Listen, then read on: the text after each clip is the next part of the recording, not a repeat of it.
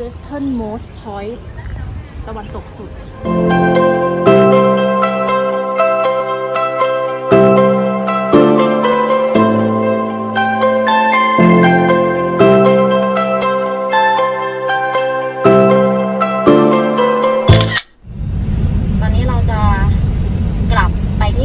แล้วนะคะแต่มันจะผ่านลำธารน้ำตกเล็กๆชื่อว่าน้ำตกทีมอร์โบเป็นน้ำตกที่มีต้นน้ำอยู่บนเขาฝั่งไทยนี่แหละจุดหมายของคุณจะอยู่ทางซ้ายแล้วมันก็จะมีน้ำตกแบบติดถนนเลยติดทางหลักเลยถนนนี้จะเป็นสาย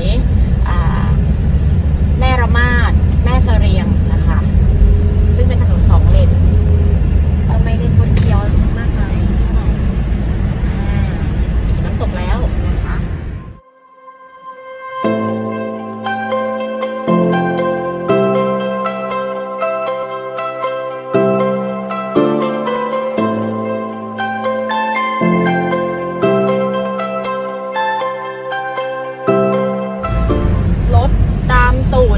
แล้วก็มันเป็น2 เลนด้วยจะจอดลำบากแต่ถ้ามามอไซค์นี่จะโอเคตากเป็นจังหวัดที่มีน้ำตกเยอะมากมีแทบจะทุกหมู่บ้านนะคะ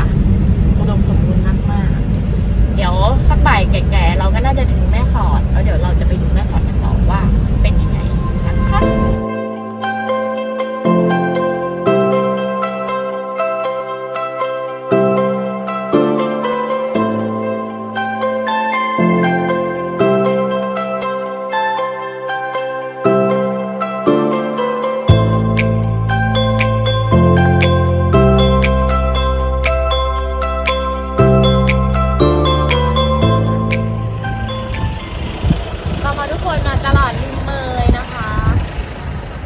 ตะวันตกสุดแล้วล่ะฝั่งนี้ที่เป็นพม่ากั้นด้วยแม่น้ำเมยเหมือนเดิมเรามาดูบรรยากาศตลาดร้อนมีป้ายด้วยนะคะสุดประจิมที่ริมเมยเห็นไหมคะริมเมย Westernmost Point ตะวันตกสุด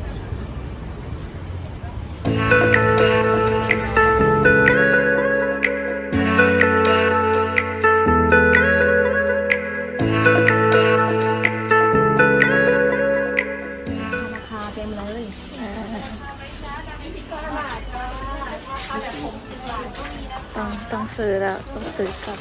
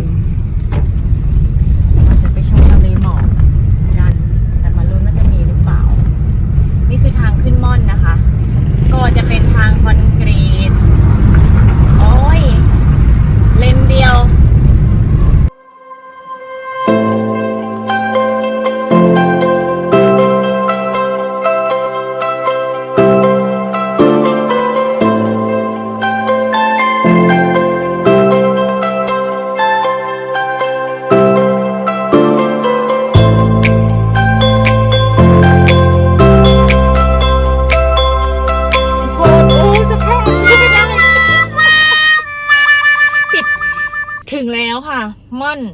หมอกตะวันสวยมากสวยเกินบรรยายสวยตาแตกอีกแล้ว นี่ขนาดยังไม่เห็นทะเลหมอก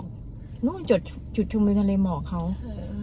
อากาศ21องศา22 21 21 ซึ่งตอนนี้ 22ปาก เว แหละ ลา16 นาฬิกา 50 นาที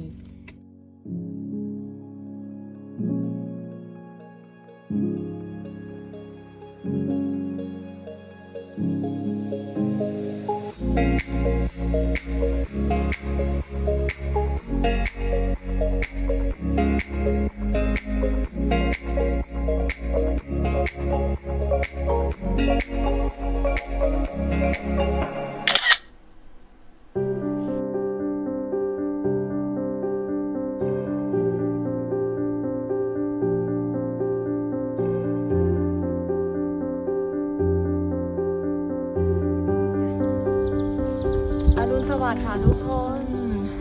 เช้านี้ที่ม่อนหมอกตะวันนะคะ ตอนนี้เรากำลังจะเดินไปดูกับทะเลหมอกใกล้ๆดูทะเลหมอกจริงๆมาตั้งแต่ปี 5แล้วล่ะ แต่มืดนะคะ ตอนนี้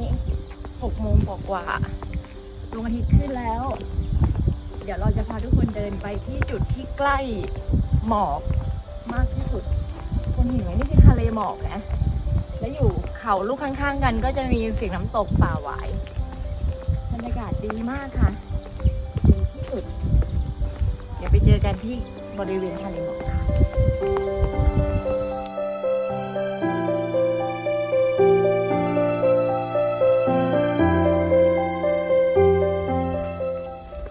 สวยมากแล้วที่สำคัญก็คือคนน้อยมากโอ้วิวพันล้านมากค่ะทุกคนสวย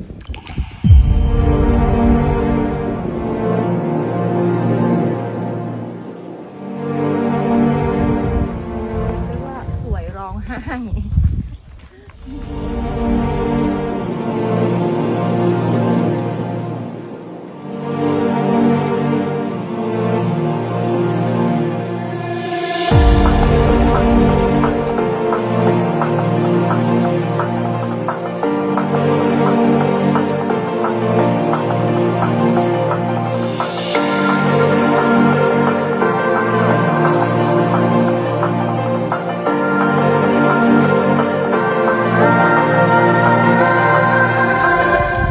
จุดชมวิวที่ใกล้ที่สุด แต่ไม่สุดที่สุด แต่ก็สวย จับมือ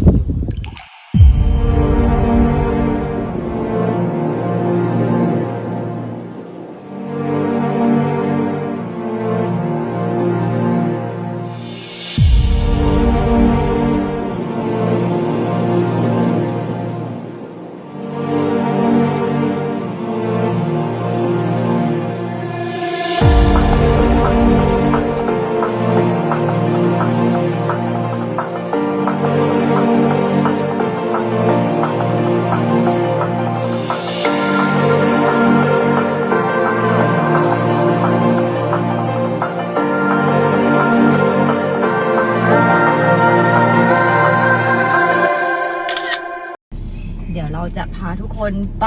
ต่อที่น้ำตกทารารักนะคะ ซึ่งอยู่รอยต่อแม่สอดกับพบพระ ตอนนี้9 โมง 23 นาทีเราจะลงจากดอย อากาศยังเย็นอยู่เลยนะคะ 24 องศา โอเค เดี๋ยวไปกันค่ะ ไปกันเลย ทางก็จะชันหน่อยนะอ๋อมีรถสวนมาหรือเปล่า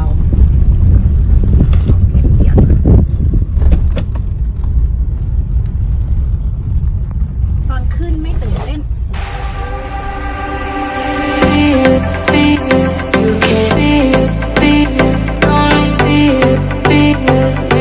I just wanna know you.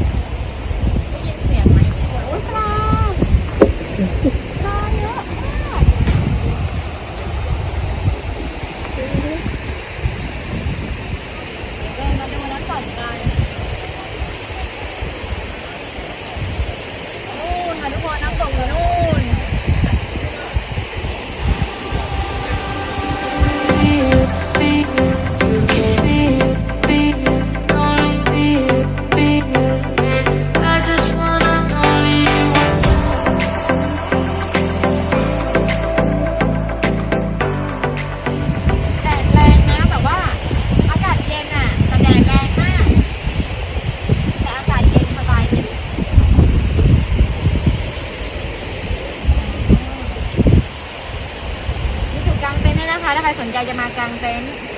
อยู่กางเต็นท์ริมน้ำเลย นอนฟังเสียงน้ำตก